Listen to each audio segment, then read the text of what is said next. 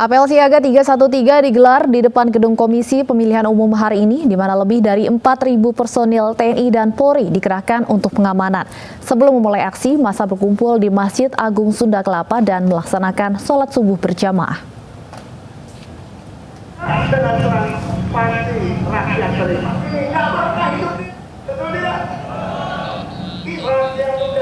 Apel siaga umat 313 digelar di depan kantor Komisi Pemilihan Umum FUI atau Forum Umat Islam bersama sejumlah ormas meminta kepada KPU agar Komisi Pemilihan Umum dapat menyelenggarakan pemilu yang bersih, jujur, adil, dan tanpa kecurangan.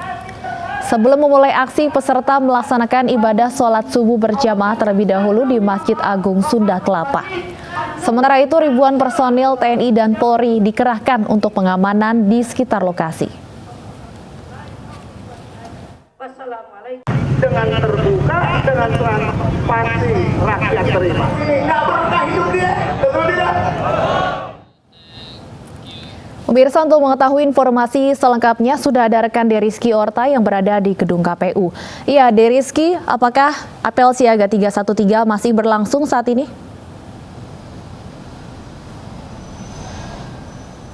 Ya, baik Stefani, untuk aksi damai 313 di depan kantor KPU Pusat di kawasan Jakarta ini sudah dibubarkan sejak pukul 11 siang tadi, dan memang mereka berkumpul sejak pagi tadi sejak sholat subuh berjamaah di Masjid Sunda Kelapa Jakarta, dan mereka melanjutkan perjalanan ke depan KPU Pusat.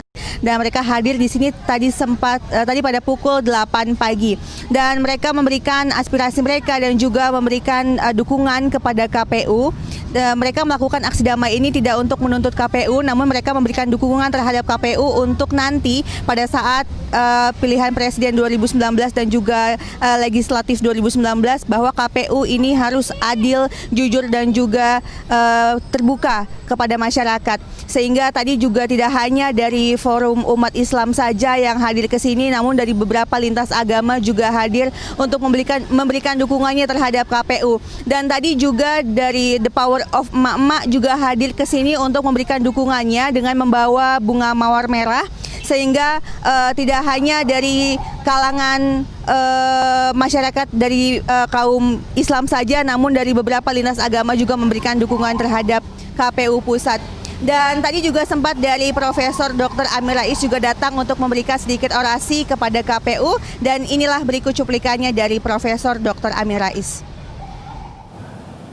Yang penting kami ini anak-anak bangsa sebagian yang peduli kepada demokrasi, peduli tidak hanya kebenaran, keadilan, itu menyampaikan pesan yang sangat fundamental supaya yang pertama KPU, Dukcapil, Mendagri ya bekerja sebaik-baiknya.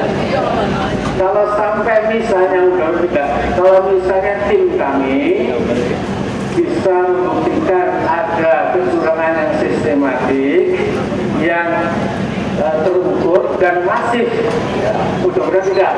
Misalnya kita yakin sekali, maka kita nggak akan ke MK lagi. Ya, selain dari Profesor Dr. Amir Rais juga tadi turut hadir dari Sekretaris Jenderal FUI dan juga FPI serta alumni 212. Dan tadi sempat ditutup jalan di depan KPU Pusat ini dengan pengamanan dari Brimob dan juga dari TNI Angkatan Darat. Namun sekarang di kawasan jalan depan KPU Pusat ini sudah dibuka kembali dan masyarakat sudah bisa beraktivitas. Stefani.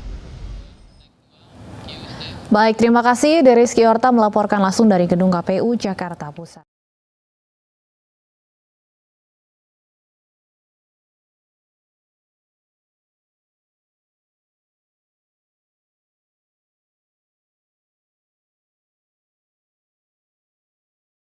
Pak Arief Budiman yang kami cintai selaku Ketua KPU Republik Indonesia, di tangan Anda inilah negara akan ditentukan kemana arah negeri ini, kemana arah bangsa yang kita cintai ini.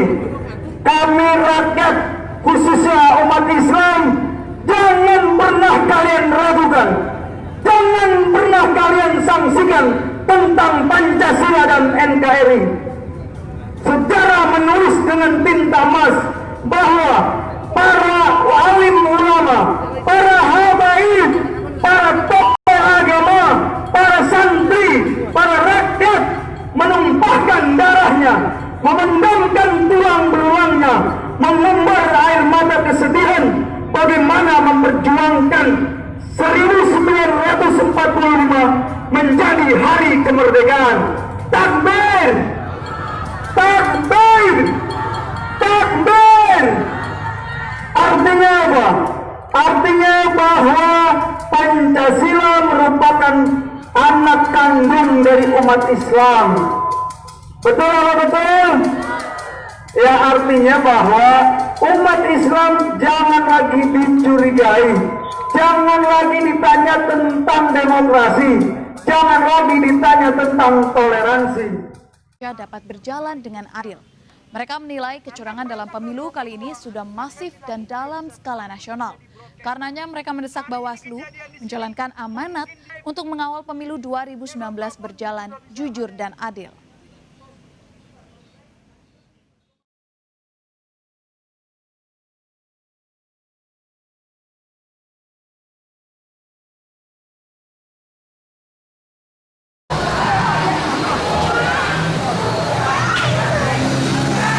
Berdaulat, pemerintahnya kuat. Sesuai dengan tujuan kita proklamasi adalah bahwa membangun bangsa seutuhnya menuju adil dan makmur. Takbir! Nah, rekan-rekan media yang kami cintai dan kami hormati, silakan Anda semua menggunakan apa yang sudah diwariskan oleh Habibie melalui Undang-Undang Nomor 40 tahun 99 tentang kebebasan pers.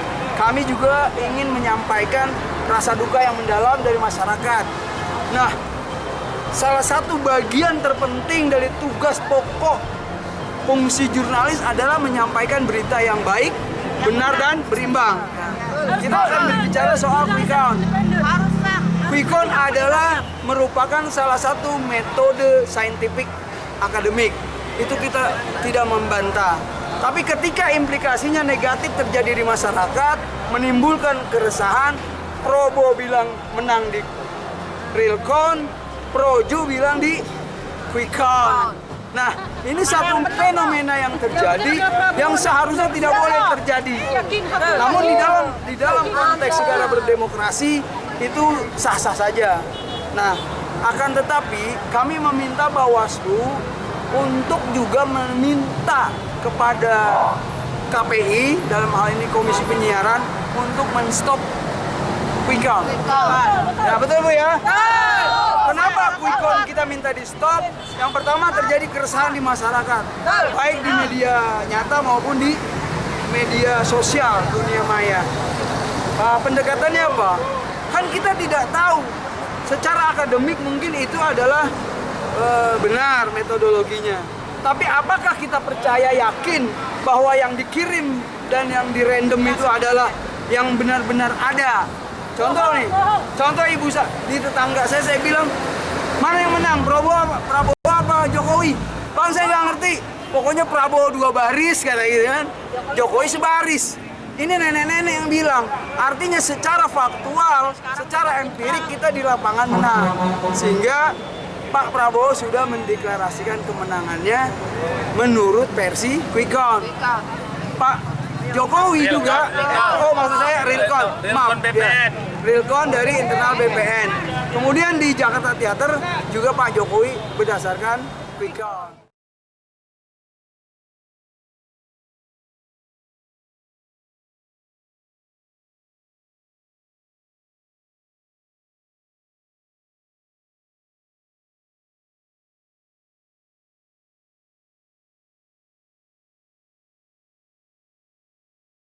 Bismillahirrahmanirrahim. Assalamualaikum warahmatullahi wabarakatuh.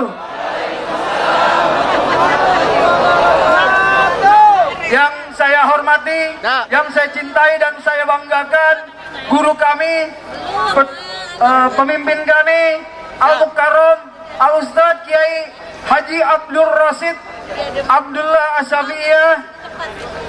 Yang saya hormati, yang saya banggakan, ayahanda selaku Pimpinan aksi pada hari ini Haji Abdullah Heha Mahua. Hidup Baja Haji Abdullah Heha Mahua. Hidup rakyat. Allahu Akbar. Allahu Akbar. Allahu Akbar. Walillahil hamd. Saudara-saudara, seluruh bangsa Indonesia yang hadir pada hari ini, yang tidak bisa saya sebutkan namanya satu persatu, namun tidak mengurangi rasa hormat saya serta salam takzim saya yang begitu hangat terhadap perjuangan ini. Takbir! Terutama kepada kaum milenial dan emak-emak yang selalu ada di garis depan. Hidup mama! Terima kasih.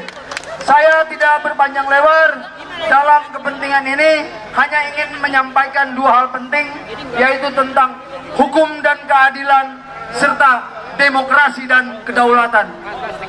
Sebelum saya melanjutkan orasi ini, izinkanlah saya mengajak saudara-saudara semua menundukkan kepala, berbelasungkawa, memanjatkan doa kepada 566 kurang lebih pahlawan demokrasi, yaitu anggota KPPS yang telah wafat meninggalkan kita, sekaligus kepada anak-anak kita, para tunas-tunas bangsa, bunga-bunga bangsa yang gugur pada peristiwa berdarah, yaitu tragedi kemanusiaan 21 dan 22 Mei yang baru lalu. Bagi para TNI dan Polri, kami berdoa sekaligus memunajat kepada Allah agar Anda semua menjadi pelindung, pelayan sekaligus pengayom masyarakat. TNI dan Polri, kami berdoa sekaligus memunajat kepada Allah agar Anda semua menjadi pelindung, pelayan sekaligus pengayom masyarakat. Amin.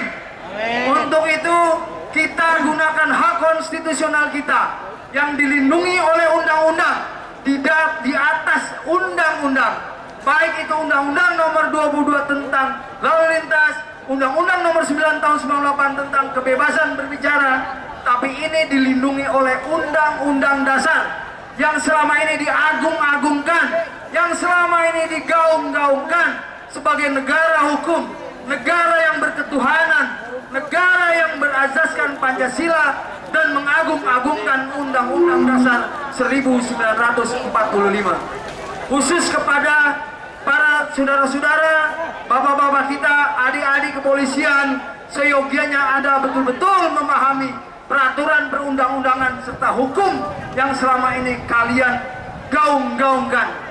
Jadi saya secara pribadi, Bang Jali Bitung, memohon kepada aparat keamanan untuk tidak berlindung atas nama hukum yang memihak. Maksud saya, hukum harus berdiri tegak, hukum tidak boleh berpihak. Nah, pada hari ini, pada hari yang bersejarah ini, pada hari Kamis tanggal 27 Juni 2019, Indonesia akan ditentukan bagaimana nasib bangsa ke depan. Takbir! Takbir! Takbir! Saudara-saudara yang saya cintai dan yang saya hormati, kemudian para rekan-rekan jurnalis, Anda boleh bersenang-senang, Anda boleh menikmati warisan Habibie nomor 40 tahun 1999 tentang kebebasan pers. Tapi satu hal yang paling penting dan sangat penting serta perlu disadari bahwa Anda punya satu kewajiban mulia, bahwa Anda harus menyampaikan seluruh berita dan informasi yang baik dan benar serta berimbang sebagai hak dari masyarakat Indonesia untuk mendapatkan informasi yang utuh. Kenapa itu perlu kita sampaikan? Karena pada peristiwa rangkaian kampanye dan pemilu yang baru berlangsung, itu banyak keberpihakan terhadap media-media tertentu. Takbir! Saudara-saudara yang saya hormati, yang saya cintai, serta saya banggakan dan saya harapkan, kiranya sudi sejenak kita untuk mengingat kembali apa yang telah disampaikan oleh imam besar kita, Muhammad Rizik Syihab, pada peristiwa bersejarah 212 tahun 2016 yang lalu. Beliau mengatakan kira-kira seperti ini kutipannya: Saudara-saudara sekalian yang hadir pada hari ini adalah orang-orang yang ditunjuk, orang-orang yang dipilih oleh Allah untuk menjadi sejarah, untuk menjadi penulis sejarah dalam peradaban Islam dan berbangsa dan bernegara ke depan. Takbir! Takbir! Takbir! Nah, untuk itu maka kita berbahagia bisa diizinkan oleh Allah untuk bisa menginjakkan kaki di dalam majelis yang mulia ini. Amin. Mudah-mudahan dengan takbir Allah kita berdoa, bermunajat kepada para alim ulama, para seluruh yang hadir agar bisa merubah, menentukan nasib bangsa ke depan yang akan diputuskan oleh 9 hakim Mahkamah Konstitusi. Amin. Mudah-mudahan seluruh keputusan yang telah dimusyawarahkan, yang dengan terang benderang disampaikan secara nasional bahkan internasional, sebuah proses perjalanan pemilihan umum yang sangat memilukan sekaligus memalukan ini akan memberikan hasil keputusan yang akan berpihak kepada rakyat. Takbir! Seluruh keputusan, seluruh perundang-undangan, hukum yang akan diberlakukan tentunya harus berorientasi kepada kepentingan rakyat. Betul apa betul?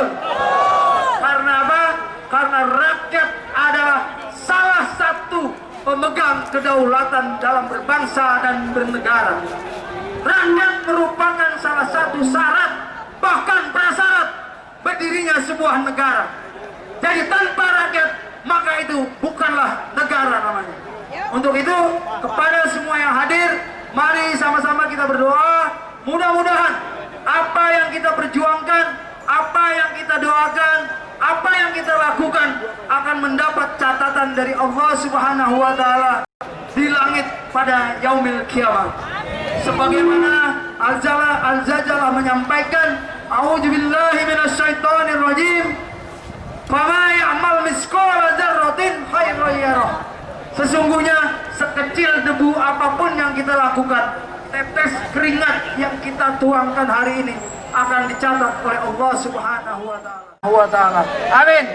Begitu pula kepada para hakim MK yang akan memutuskan keberlangsungan berbangsa dan bernegara hari ini. Seyogyanya kita tadi sudah mengutip apa yang disampaikan dalam surat Yasin, al-yauma ahtimu ala afwahihim wa tukallimuna aydihim wa tashhadu arjuluhum bima kanu yaksibun. Hari ini manusia, saya bisa berbohong, tapi ketika tangan kita, mulut kita terkunci dan tangan kita berbicara, kita akan berkata jujur di hadapan Ilahi. Amin ya Allah ya Rabbal Alamin. Demikian yang dapat saya sampaikan. Terima kasih atas segala perhatiannya. Seluruh yang baik itu datangnya semata-mata dari Allah, dan mutlak yang salah itu dari saya. Billahi taufiq wal hidayah. Wassalamualaikum warahmatullahi wabarakatuh.